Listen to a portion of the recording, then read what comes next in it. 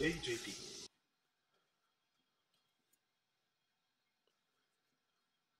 Hello, everybody. It's AJP here, ready to talk about, of course, the Pathway of Roses, a lovely little book I read while I was stuck in the mental ward for my most recent mental episode.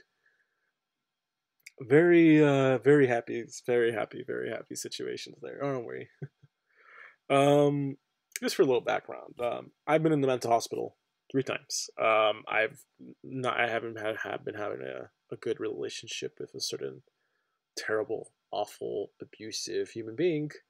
Um, and it really fucked with me quite a bit. It really ate in my soul essentially.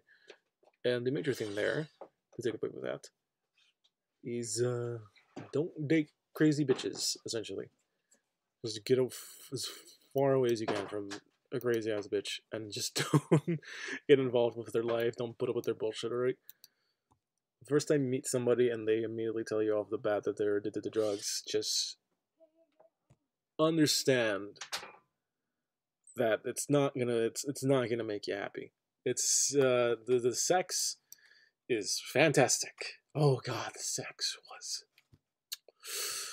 wonderful. Absolutely just vivacious and violent and crazily passionate and really erotic. That sex, good pussy breaks good men. I'm gonna tell you. And this is such a fucking inappropriate. I know this is like talking about like such a like a religious oriented book, and I'm just being this absolute charlatan. Um, but that's because I'm just as honest as the sun, baby. That's just the truth of things. That's how AGP is. Oh boy. Okay, so what do I talk about with with this book, Pathway of Roses? Well, obviously, I read it in a mental ward. That's fun fact number one. And it changed my life really. I've always been sort of a pessimistic oriented individual, but I've always been more of a positively pessimistic individual. I follow Mainlanderian philosophy.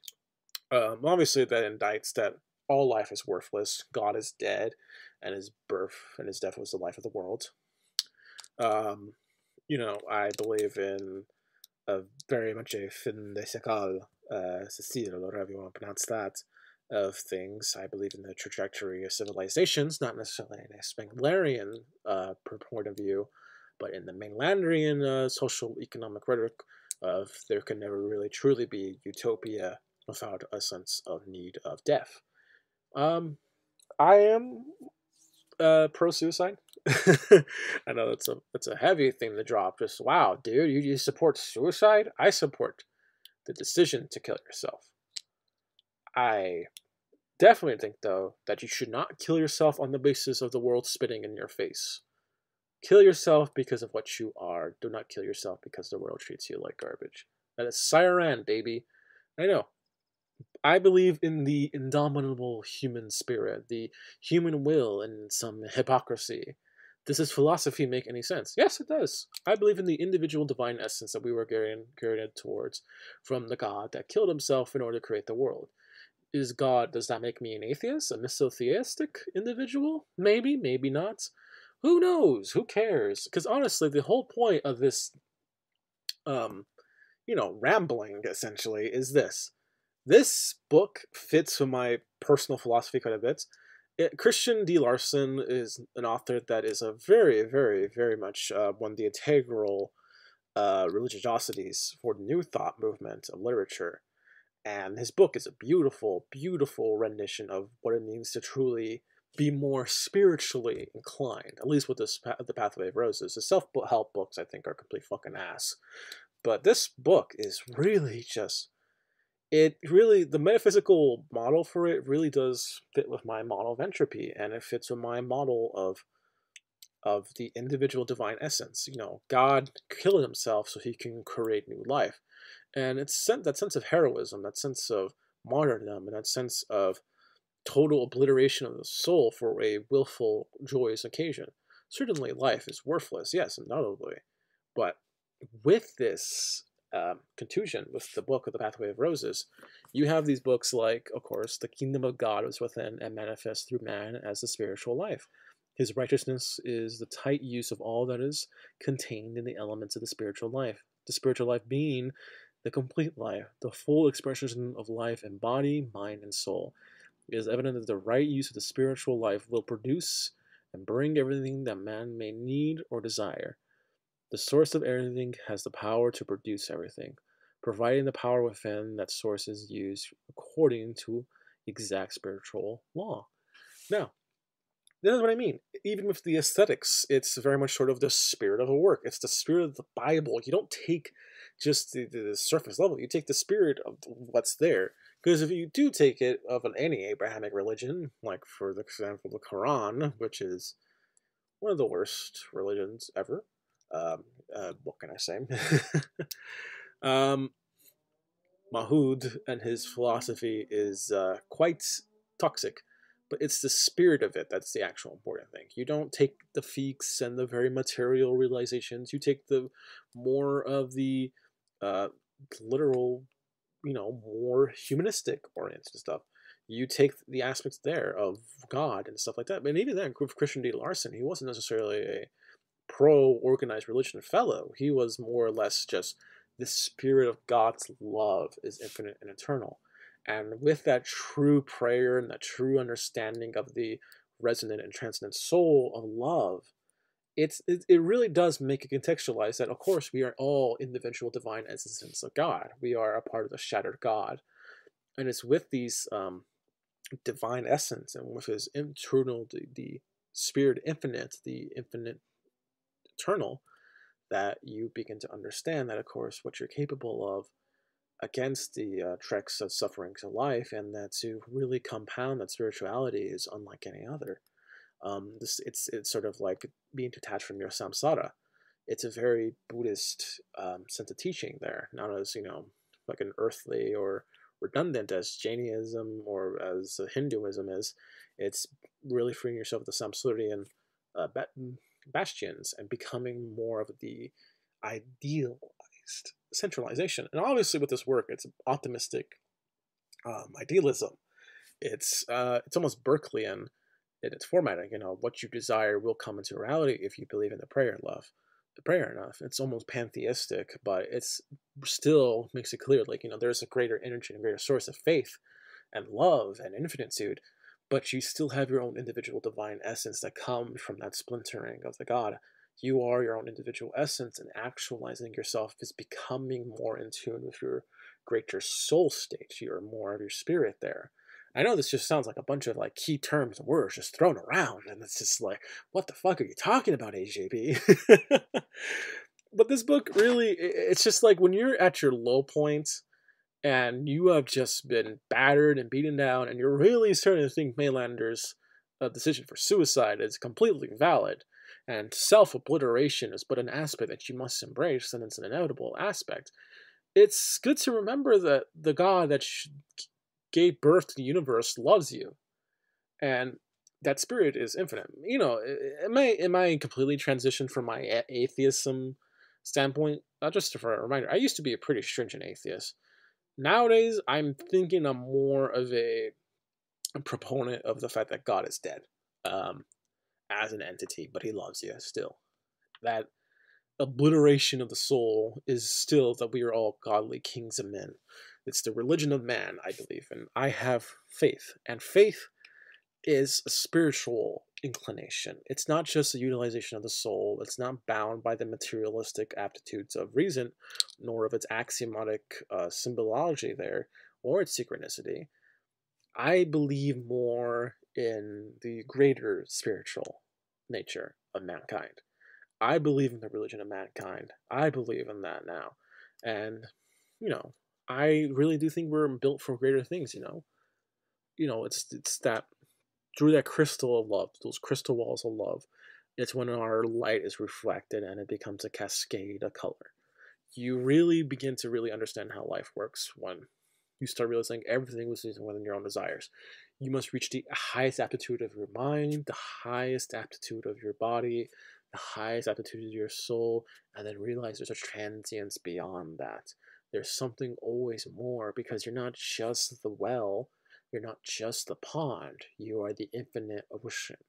There's always more depths to the ocean. There's always more cascade of nothingness by which you can paint your own canvas. Art itself is an extension of the soul, and that beauty of its soul becomes its own pluralistic, entropic reality, its own sense of being, its own sense of love. And the reason I'm talking about the Pathway of Roses is like, yeah, it feels like just like a classic self help book that like Southern Dixie moms would read, but really it's more than that. It's this beautiful, beautiful, just conceptualization of everything. Like, just look at these quotes. To seek his righteousness is to use everything in our world as God uses everything in his world, which means in harmony with its own nature, in harmony with its sphere of action, and in harmony with the law that tends upward and onward forever. Righteous action is that action that is always harmonious and that always works for better things, greater things, higher things. To enter the kingdom within is to enter more power, because there is no limit to the power of the Spirit. And the more power we enter into or become conscious of, the more power we will give to mind and body. To consequence, the more spiritual we become, the stronger we become. The more able we become, the more competent we become, the more we can accomplish whatever our work may be.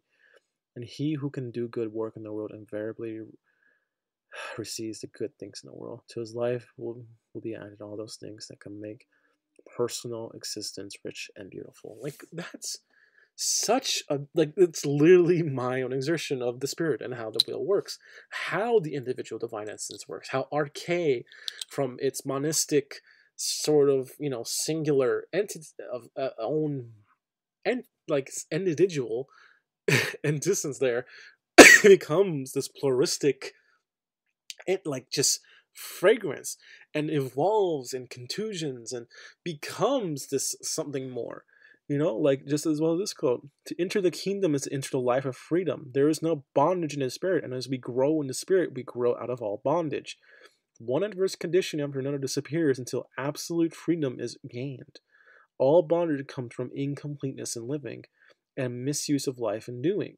But the spiritual life is full and complete, and it follows the law of righteous action in all doing. Therefore, when we seek first his kingdom and his righteousness, perfect freedom in all things in all times will invariably be added. That's what I mean. It's a very almost like vendetta sort of way of realizing yourself. Yeah, it's very westernized, but it's like that sense of soul state, that cousin, the detachment from your senses and entering your much more powerful soul is so much more like beautiful. Your spirit is your idealization, your ideal self, your arche, the manifestation of your personality is where the beauty of the soul reigns supreme. And that's why I am just like, this book just completely changed my life.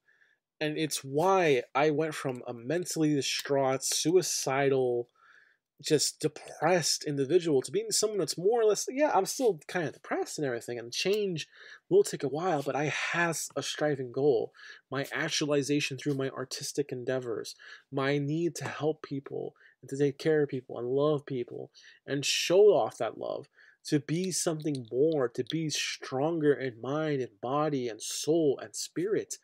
That's the true encapsulation. The actual divine essence, the individual essence within us all, our arche, our very atomic center, will thrive and bloom even before the entropy of the universe.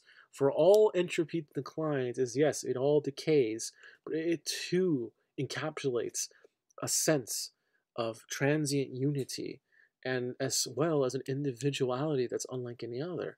It's why I don't really believe necessarily that we're defined by entirely of our own environment and have this sense of continuation of social cultural contusions. That's why our symbols fail, but the spirit of the things that we have, the spirit of our world, the material world, our spirit within that becomes resonant and more unified. At the same time, we retain our individual spirits, our own psyches and our espinologies that vary and divide and conflict, but we are unified by harmony and concord.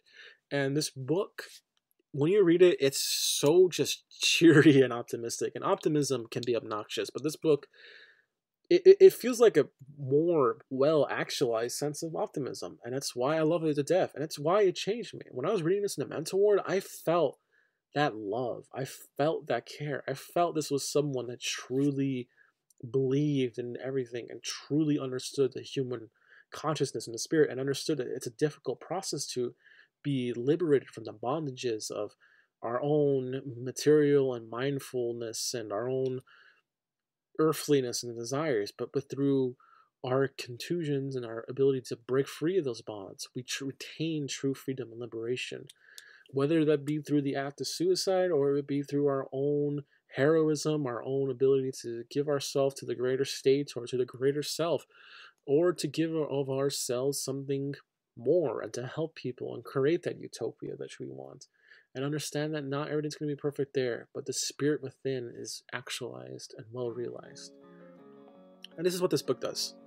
It really just provides to you that salvation. I feel like something like the Bible can't, or the Quran can, or even what Buddhism can, or what Hinduism can, because these are religions, and religions have ethics and codes that are very contradictory, or repetitive, or are harmful in a lot of ways, or very dehumanizing. And this is a celebration of the human spirit. It's a celebration of the divine essence, and I highly recommend as well that you read The Philosophy of Redemption. I'm going to do a video on that one day, but it's going to be very long, so just a warning there. And I definitely recommend you read The Pathway of Roses. It's a philosophical text, yes, it's a part of a new thought, and Charlie D. Larson, he certainly has more of a more religious point of view, but even if you're not religious, like I am, really, I definitely recommend you give this a chance, because this just speaks to me, and it's just wonderful, and it gave me a new view and purpose in life. I know this is really just sort of analyzing and rambling about certain concepts, but that's kind of the intention there. That's how I express my love for this book, and it's how I express my love for you guys. God's love is infinite, and you are infinite. You are a part of that greater whole, and you can be something individually divine, because you were born from his death, and you shall be reborn anew in the waters, in the fires, and then in the snow. You shall be something more. This is AJP. I'm signing off. I hope you all have a good day, and keep on being happy and being the best version that you can, because trust me, change is right around the corner.